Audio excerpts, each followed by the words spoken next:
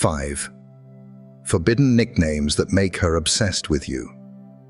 There are words a woman forgets, and then there are others that stay etched deep within her. A visceral memory she can't shake. It doesn't matter how hard you try, how much you give her, or how well you treat her. If you don't awaken her desire on a symbolic, primal level, you'll simply be the right man she never truly remembers. Because in a woman's mind, the right nickname isn't just a sweet little game. It's a powerful key to her subconscious, a mark of belonging, an emotional brand that makes her yours without her even realizing it. Think of it as a subtle, yet profound, act of claiming. Today, I'm going to reveal 5 forbidden nicknames.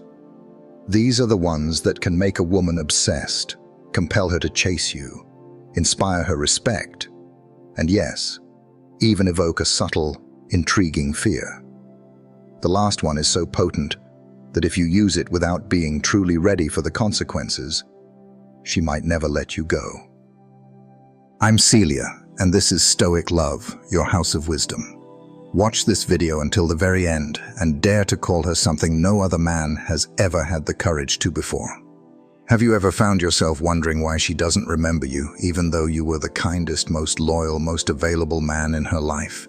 Perhaps you took care of her every need, supported her dreams, defended her against the world, but somehow you still didn't leave a lasting mark. This often happens because desire doesn't linger where there was only effort or convenience. It thrives where there is a strong sense of identity and a clear presence. A man who doesn't know how to name or define his relationship, subtly or overtly, often struggles to truly lead it. 1. The nickname that places her in your world, not her ego. My little savage. You're at the first pivotal point of this video, and we're going to talk about the nickname that skillfully places her into your world, not merely into the comfortable confines of her own ego. When a woman first meets you, she's silently analyzing you. She's not just listening to your words, she's observing how you interact, how you define things, and especially how you name her. If you call her by the same tired pet names her ex-boyfriends used, those cliches like babe, honey, or princess, you've already lost a significant advantage. You're not creating anything new, anything unique in her mind. Instead, you're merely occupying recycled space, reinforcing familiar patterns that don't differentiate you. But when you name her with a term that doesn't stem from conventional tenderness, but rather from a subtle sense of power or a distinct perspective, her subconscious registers something profoundly different. It signals that you're not here to simply follow her narrative. You are here to write your own story, and if she wishes to be a part of it, she will need to adapt to your codes, your vision, not the other way around. This isn't about arrogance. It's about projecting a clear, compelling masculine framework. Imagine this scenario. She's animatedly telling you about her day, her thoughts, her recent achievements, perhaps a small victory at work. You listen intently, engaged in the conversation. But then, in the middle of her flow, you look directly at her, a subtle glint in your eye, and say, "My little savage." You don't pause to explain it. You don't offer any justification. You simply say it, then smoothly continue the conversation as if it were the most natural thing in the world. In her mind, something uncontrollable begins to stir. She starts to wonder, to unravel the meaning. Why did he call me that? What did he see in me that made him use that word? What instinct kicked in for him? What does little savage truly mean in his eyes? That nickname pulls her out of her own well-rehearsed narrative. It instantly places her within your unique universe, and crucially, it throws her off balance in a captivating way. Why? Because women don't obsess over what they completely understand or can easily categorize. They obsess over what intrigues them, what they can't quite pin down, what challenges their perceptions. The problem is, most men use nicknames to please, to sound romantic, to be liked, to earn approval. They don't grasp that a nickname, when used effectively, is a symbolic act of subtle leadership. It conveys a powerful, unspoken message. I name you because I'm inviting you, bringing you into my world, into my framework. I don't want you to be just another woman in my life. I want you to be mine, on my terms, within my vision. If that nickname doesn't originate from your inner strength, from your authentic core, from your grounded masculine truth, she will instinctively sense it. She'll spot it as an attempt to manipulate or to feign something you're not, and she'll unconsciously discard it. This is because, at a deeper level, she isn't primarily looking for syrupy sweetness. She's searching for a confident, genuine presence, a subtle form of dominance that can guide and excite her. So, before you waste time trying to find the perfect nickname, ask yourself this fundamental question. Am I naming her from a place of need, seeking her approval, or am I naming her from a place of genuine choice, radiating my own defined identity? Because only the man who truly knows how to choose knows how to name effectively, and only the one who names with intention leaves an unforgettable mark. Naming her from your world is the very first act of power and definition. But keeping her there, keeping her enthralled, takes more than just a bold phrase. It requires a deeper understanding of how her most primal desires truly operate. A woman might admire you with her mind, respect your accomplishments, but she only truly surrenders with her body and soul when something far deeper is triggered, something that transcends logic or reasoning. If you're finding these insights revolutionary, and you're ready to transform your approach to connection, hit the like button and subscribe to Stoic Love. Your journey to becoming an unforgettable man starts now. 2. The nickname that activates her instinct for sensual submission. My little wolf, my pretty witch, my storm. We've reached the second key point in this video, and this is where we delve into the nicknames that activate her deep-seated instinct for sensual submission. Understand this. A woman isn't just looking for the right man in the conventional sense. She's looking for the man who makes her surrender, not out of fear, but out of an undeniable attraction. She seeks that potent masculine energy that can't always be explained in words, but is undeniably felt in her core. This kind of nickname doesn't flatter her ego.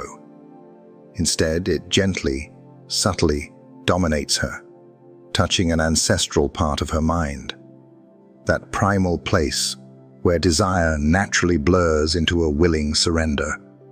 It's not an insult, nor is it vulgar. It's a master key, one that unlocks her most vulnerable, most feminine side, a side that is instinctively ready to be guided and cherished by strong, clear direction. And this profound effect isn't achieved by the man who constantly asks for permission or who treads too cautiously. It's achieved by the man who naturally radiates a sense of decisive direction and inner purpose. In deep psychology, this concept is often referred to as a non-violent dominant frame. It signifies a man who doesn't need to raise his voice, shout commands, or impose his will overtly. His very presence, his calm confidence, and his clear sense of self are enough to set the tone and influence the dynamic. When such a man with that kind of grounded presence calls her my little wolf, or my pretty witch, or my storm, he is subtly planting a contradictory, yet irresistible, message that the female brain finds it incredibly hard to reject. On one hand, these names acknowledge her unique spirit, her wildness, her intensity, setting her apart from others. But on the other hand, They also symbolically claim her, bringing those qualities under his perceptive gaze, making them part of his understanding of her. This intriguing mix, this dynamic tension between validation and subtle control, is precisely what ignites her obsession. It creates a fascinating internal conflict that she unconsciously wants to resolve by leaning into your direction. Stoicism, a philosophy we deeply embrace here at Stoic Love, teaches that true dominance isn't about trying to control others. It's about mastering your own inner state and, by extension, mastering the response you create in others through your self-possession and wisdom. Once you truly grasp this principle, you stop looking for the cutest or most outwardly affectionate nickname. Instead, you start strategically choosing the most impactful one, the one that doesn't make her too comfortable, the one that doesn't lull her into predictable sweetness. You choose the nickname that wakes her up from within, that reminds her, without a single explicit word, that you're not here merely to please her. You are here to provoke her curiosity, to lead her, to ignite a fire within her that she didn't even know existed. Let me be absolutely clear. A woman doesn't truly surrender to the man who simply brings her flowers or offers endless compliments. She surrenders to the one who makes her feel delicately fragile without ever breaking her spirit, who makes her feel delightfully small without ever humiliating her, and who makes her feel profoundly desired without resorting to cheap flattery. That kind of nickname isn't just a playful game. It's a silent, powerful declaration that you understand her nature, perhaps even better than she understands it herself. And when you utter it with genuine intent and grounded confidence, her body doesn't pause to ask for permission. It simply reacts, drawn to the subtle power and direction you embody. If you're ready to stop being the nice guy who finishes last and start being the unforgettable man she craves, click the notification bell so you don't miss our next vital lesson. This is Stoic Love, empowering you to master your relationships. 3. The nickname that reminds her she's not unique, but desperately wants to be. My little storm, said with ambiguity. If you've already grasped that a nickname shouldn't just flatter, but subtly dominate, and that its true power lies in touching her deepest, most instinctual responses, then it's time to go further. We're moving into something even subtler, yet infinitely more powerful. There's a very fine, almost invisible line between what a woman deeply desires and what she is profoundly afraid to lose. That precise tension is the potent fuel behind her obsession. We've reached the third crucial point, and this is where everything truly shifts. We're going to talk about the nickname that gently, almost imperceptibly, reminds her that she isn't necessarily unique to everyone, but she desperately, fiercely wants to be unique to you. The female mind, at its core, absolutely cannot stand the feeling of being replaceable. She can handle being praised, she can tolerate being gently dominated, but if at any point she senses, even vaguely, that you could say the exact same thing or feel the exact same way about another woman, something fundamental ignites within her. It's not necessarily pure love in that moment. It's a powerful surge of competition, an innate need for validation, that silent, intense war that begins when she truly realizes you're not begging for her attention, but rather, you are making a choice to engage with her. The strategic nickname here should never be too obvious or overly intimate in its initial phrasing. It has to sit right on that intriguing edge, as if you could theoretically say it to anyone. But when you say it specifically to her, it resonates differently. It feels as if it carries a deeper, unspoken meaning, a meaning that only you seem to impart. This creates a powerful ambiguity.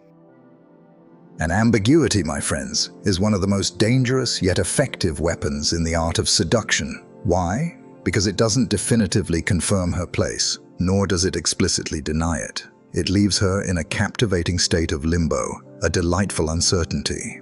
And in that limbo, she begins to do far more for you, to invest more in you than she ever would if she felt completely secure and taken for granted. Picture this scenario. You're enjoying a pleasant conversation. Things are flowing easily, and suddenly you look at her, a knowing glint in your eyes, and casually call her "my little storm." It's not conventionally cute, it's certainly not a typical romantic endearment, but it has a certain something. It carries a weight, a subtle depth. And when she inevitably asks with a hint of curiosity, "Why do you call me that?" you simply smile, a slow, intriguing smile, and say nothing at all. You let the silence hang, let the question linger, let the ambiguity work its magic. What unfolds in her mind at that moment? She begins to unravel. She dives deep into her thoughts because she desperately wants to categorize you, to understand your true intentions, to know if that unique name is just hers. But you, wisely, do not give her the immediate answer. And that potent need for clarity, that subtle uncertainty, steadily transforms into a powerful obsession. Psychologically, this phenomenon is known as emotional dissonance. She likes you, perhaps even deeply, but she doesn't quite know where she stands in your grand scheme. And instead of pulling away due to this uncertainty, she instinctively leans in. She invests more, because her mind yearns to solve the compelling puzzle you've presented. Her ego needs to conquer what doesn't yet feel entirely, exclusively hers. If you can master the art of holding that delicate balance, without over-explaining yourself, without giving in to her demands for immediate clarity, without becoming her emotional therapist, then you've transcended mere seduction. You've elegantly, powerfully begun the process of claiming territory within her heart and mind. If this deep dive into female psychology is opening your eyes and transforming your perspective, and you want to continue mastering the art of magnetic connection, make sure to hit that subscribe button right now. Join the Stoic Love community and empower yourself with wisdom that truly works. 4. The nickname that touches her wound and makes her vulnerable. My fearful girl, my little chaotic one, my hidden one. After understanding how well-placed ambiguity can make her more obsessed than 1,000 overt declarations of love, we now arrive at one of the most delicate strategies, and also one of the most potentially dangerous if you don't know how to handle it with maturity and grace. Because here, it's no longer enough to simply dominate or intrigue. You are stepping directly into the realm of deep emotion, into that profound space where a woman doesn't just desire you, she surrenders to you without even truly knowing why, guided by an unseen force. We've reached the 4th crucial point in this video, and this is the nickname that subtly, powerfully, touches her hidden wound and makes her beautifully vulnerable to you. Many men make the fundamental mistake of speaking to a woman only from the surface level. They engage with the obvious, with what she outwardly shows, with the persona she presents to the world. Consequently, they never truly reach what implicitly controls her deepest responses, her emotional wound. This is the wound she rarely talks about, the one she barely even acknowledges to herself, the soft spot she carefully guards. But this very wound can be powerfully triggered, not with a grand gesture, but with a single, precisely placed word. The common mental trap many men fall into is believing that emotion should be entirely avoided to maintain an image of strength or invulnerability. However, this isn't about crying with her or becoming entangled in her drama. It's about seeing what she painstakingly hides, about subtly spotting her crack, her tender spot, and then naming it. Not to heal it, not to fix it, but to gently, perceptively claim that understanding. A nickname that touches that deep wound, perhaps from her childhood, her core insecurity, her past history of rejection, or a secret fear, isn't uttered as a joke or a taunt. It's spoken with a quiet calm, with a tone that perfectly blends genuine tenderness with clear, unwavering direction. It could be something like, "My fearful girl," acknowledging her hidden anxieties with gentle wisdom, or "My little chaotic one," recognizing the beautiful disarray beneath her organized exterior, or perhaps "My hidden one," seeing the parts of her she keeps carefully concealed. When you utter such a nickname, delivered with true presence and perception, something profound shifts within her. She might feel a jolt, a sudden recognition that you saw her. She realizes that you didn't simply fall for the strong, composed character she performs for the world, but that you saw the raw, vulnerable part she keeps hidden, even from herself. And in that precise moment, her carefully constructed defenses can no longer hold. Her armor has been subtly pierced, and her mask, so diligently maintained, feels suddenly useless with you. The mental trap many men fall into here is believing they must be emotionally cold or distant to maintain power. But true, profound power isn't about hardness or insensitivity. It's about depth, about vision, about the capacity to see something within her that even she hasn't dared to fully look at.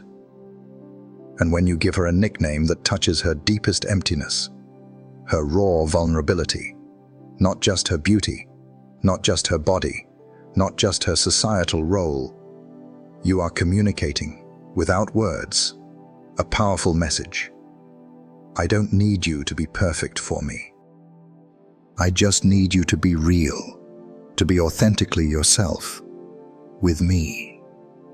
And for a woman who has spent years, perhaps her entire life, being strong out of necessity, not out of genuine choice, that kind of deep, validating recognition is incredibly addictive. But be acutely careful, my friends. This fourth point demands immense maturity, self-awareness, and integrity from you.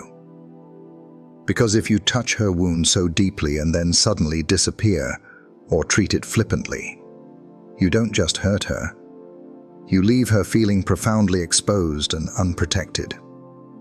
This nickname is not to be used lightly or as a manipulative tactic.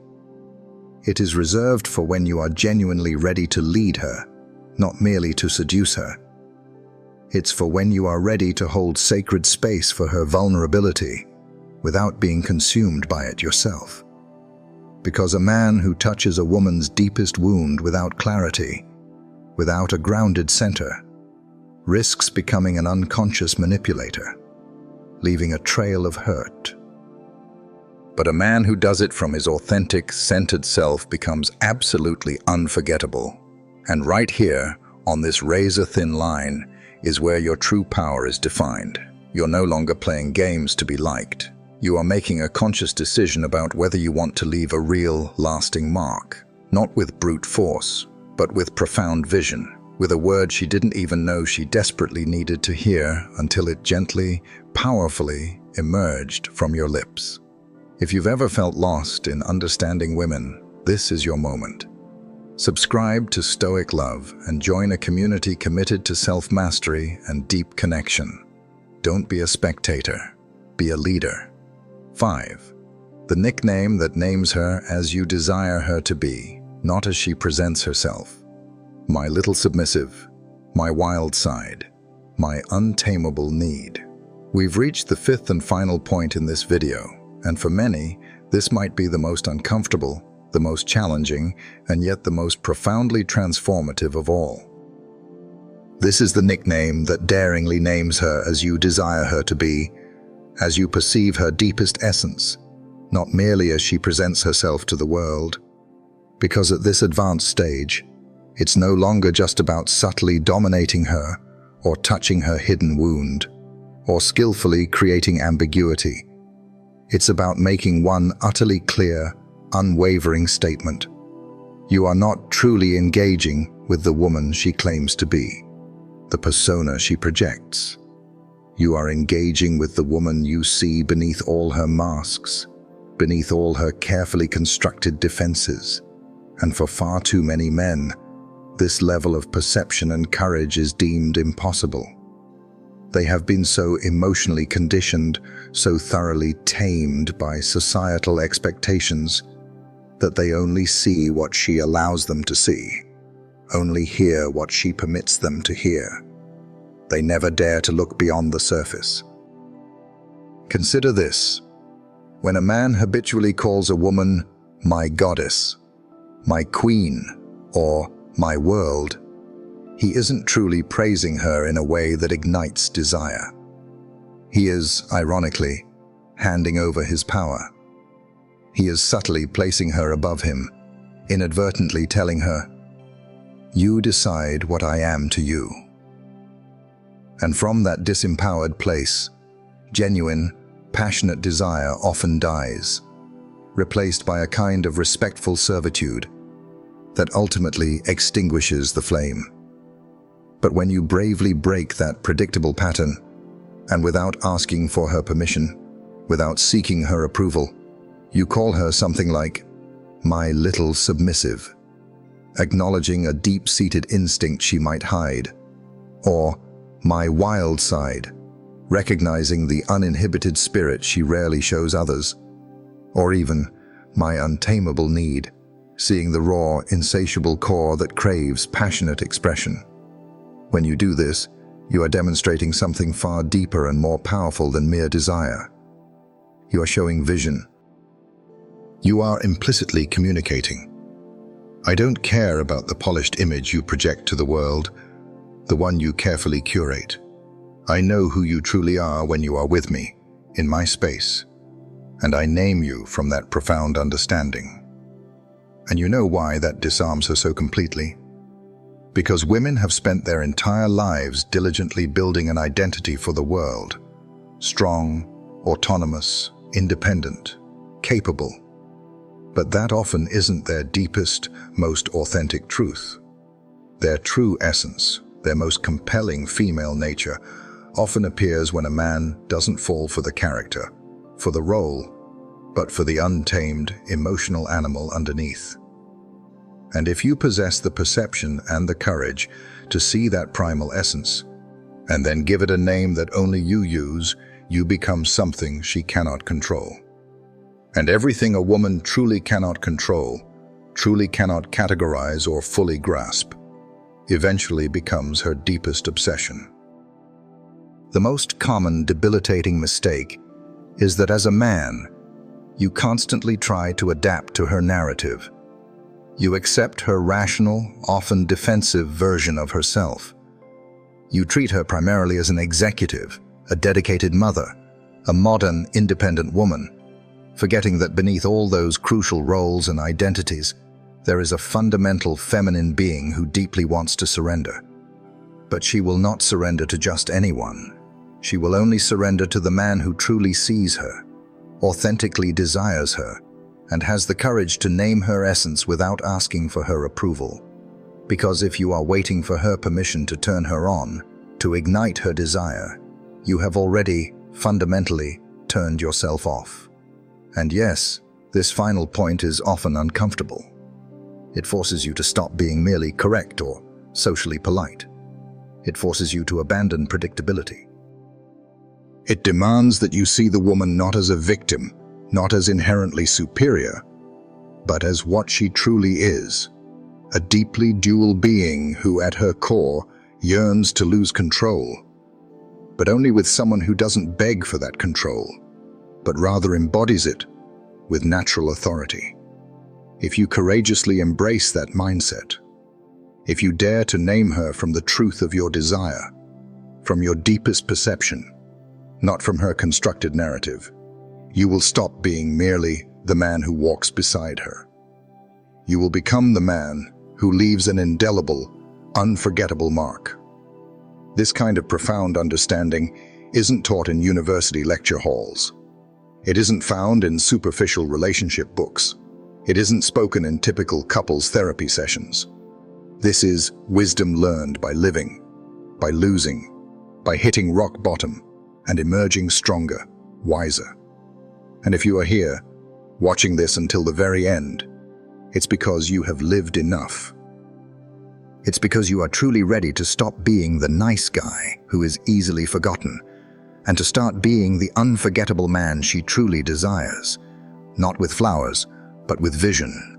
Not with begging, but with words that strip away what she's afraid to show and make her beg, not for love, but for a profound sense of belonging to your unique world. If you made it to the very end of this video, you are not like the rest. Because not everyone possesses the courage to face what makes them uncomfortable, what shakes their established beliefs, what demands real, profound change. Most people will continue repeating the same empty nicknames, the same worn-out phrases, foolishly thinking that being sweet is enough. But not you. You chose to see the truth. You chose to understand that a woman doesn't obsess over the man who gives her everything she thinks she wants. She obsesses over the one who knows how to name her from his authentic core, from his abundance, not from his desperate lack. Today, I have shown you 5 nicknames that are not meant to please, but to make a profound impact. They are designed to touch what she hides, to leave a mark that doesn't fade with time or with another man's fleeting presence. If you truly understood the immense power behind these words, don't use it to manipulate her for selfish gain. Use it instead to become the kind of man a woman doesn't dare forget. The one who leads without shouting, the one who ignites her desire without needing to ask for permission, the one who names her essence and, in doing so, transforms the entire dynamic. Drop one powerful phrase in the comments below. To name is to dominate. And tell me which country you're watching this from, because it doesn't matter if you're in Mexico, Argentina, Spain, or anywhere else across the globe. Female psychology, at its deepest level, craves what it can't completely control and truly remembers what it can't easily classify or forget. I'm Celia, woman, psychologist, and therapist, and this is your house of wisdom, Stoic Love. I didn't come here to comfort you. I came to give you back the respect, clarity, and burning desire you might have lost when you tried too hard to be merely the nice guy. If this video truly opened your eyes and ignited something within you, hit subscribe and become a vital part of this growing community of men who stopped being used and started being deeply desired. Share it with that friend who still talks like a boy to a woman who's already effortlessly playing with his head. And don't go just yet. Take a moment to watch the videos that are about to pop up on your screen. Pick the one that makes you the most uncomfortable, because right there, in what you instinctively avoid looking at, is what you most profoundly need to hear. Don't just watch, act. Your transformation into a man of magnetic presence is within reach. Explore more wisdom from Stoic Love now.